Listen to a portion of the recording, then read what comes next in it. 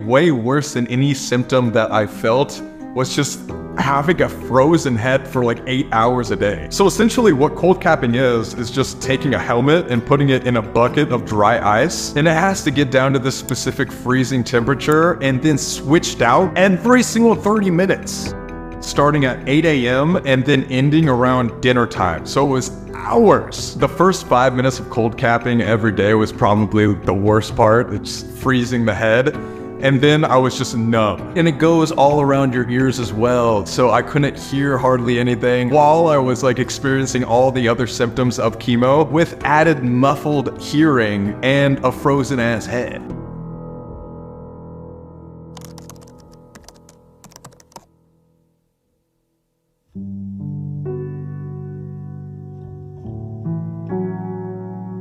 Guys, I need every single person right now to go and thank Sam for me, because he is the only reason why I kept my hair. No joke. We flew somebody out to teach Sam how to cold cap in person because it is a pretty meticulous and detailed process.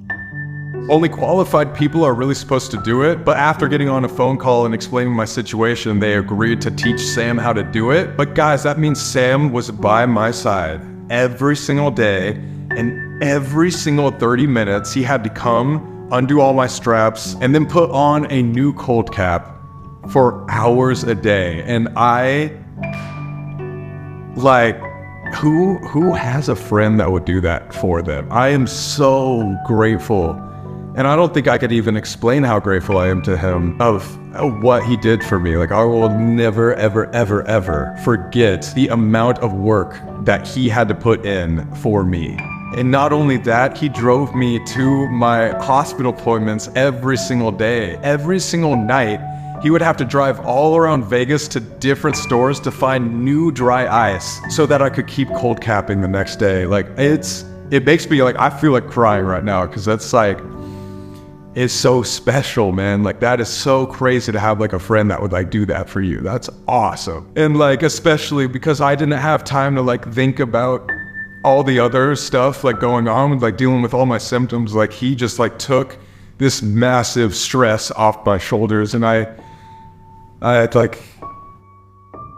thank him so much like every day for it. I owe him everything. And I hope you guys know that like what you guys see online on social media, it's so real. It's like that man is my best friend, and he's been by my side since 14, and I know one day I will be able to repay him somehow. He is an amazing human for that.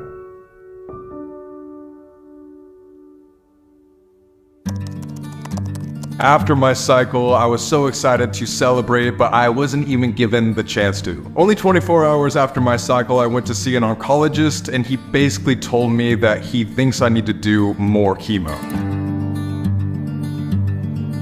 What happened is one of my blood tumor markers shot up during the cycle, and he had never seen it go that far out of range. And so, erring on the side of caution, he was like, you should probably just do one more, and we'll monitor your blood more closely just to make sure this doesn't happen again. And guys, truthfully speaking, this was probably the lowest I felt during this entire journey, solely because it was a blindside. The thought of chemo from the beginning was something I didn't want to do, but as soon as I decided that I was going to do it, all my anxiety went away.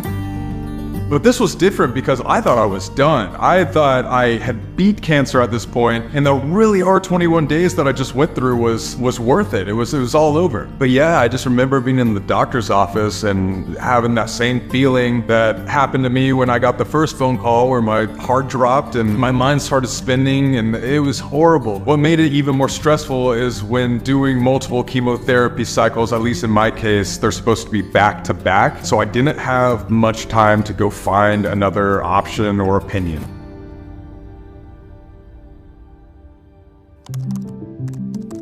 I think all in all, if I had one piece of advice, I would just say be proactive.